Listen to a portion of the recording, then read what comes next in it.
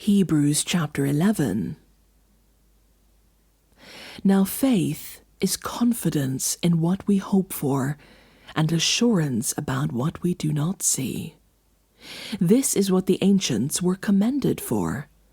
By faith we understand that the universe was formed at God's command, so that what is seen was not made out of what was invisible. By faith Abel brought God a better offering than Cain did. By faith he was commended as righteous when God spoke well of his offerings.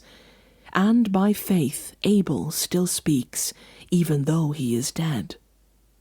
By faith Enoch was taken from this life, so that he did not experience death. He could not be found, because God had taken him away. For before he was taken, he was commended as one who pleased God. And without faith it is impossible to please God, because anyone who comes to him must believe that he exists, and that he rewards those who earnestly seek him.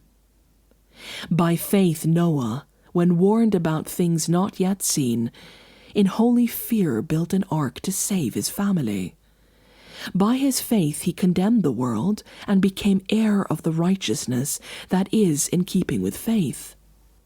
By faith Abraham, when called to go to a place he would later receive as his inheritance, obeyed and went, even though he did not know where he was going. By faith he made his home in the promised land, like a stranger in a foreign country. He lived in tents, as did Isaac and Jacob, who were heirs with him of the same promise. For he was looking forward to the city with foundations, whose architect and builder is God. And by faith even Sarah, who was past childbearing age, was enabled to bear children because she considered him faithful who had made the promise. And so from this one man, and he as good as dead, came descendants as numerous as the stars in the sky and as countless as the sand on the seashore. All these people were still living by faith when they died. They did not receive the things promised. They only saw them and welcomed them from a distance, admitting that they were foreigners and strangers on earth. People who say such things show that they are looking for a country of their own. If they had been thinking of the country they had left, they would have had opportunity to return. Instead, they were longing for a better country, a heavenly one. Therefore God is not ashamed to be called their God, for he has prepared a city for them. By faith, Abraham, when God tested him, offered Isaac as a sacrifice. He who had embraced the promises was about to sacrifice his one and only son, even though God had said to him, "It is through Isaac that your offspring will be reckoned." Abraham reasoned that God could even raise the dead. And so in a manner of speaking, he did receive Isaac back from death. By faith Isaac blessed Jacob and Esau in regard to their future. By faith Jacob, when he was dying, blessed each of Joseph's sons and worshipped as he leaned on the top of his staff.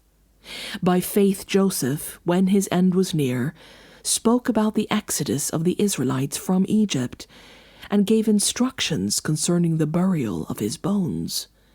By faith Moses' parents hid him for 3 months after he was born, because they saw he was no ordinary child, and they were not afraid of the king's edict.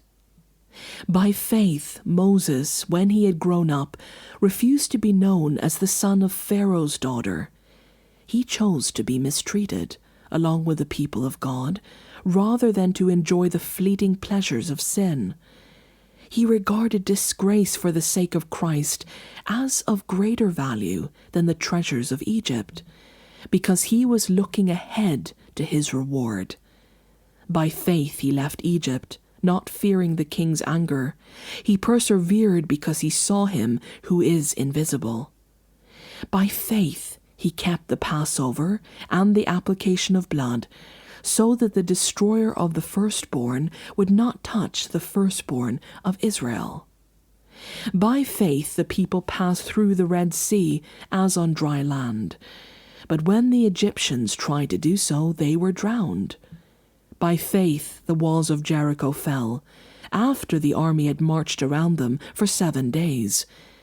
By faith the prostitute Rahab, because she welcomed the spies, was not killed with those who were disobedient.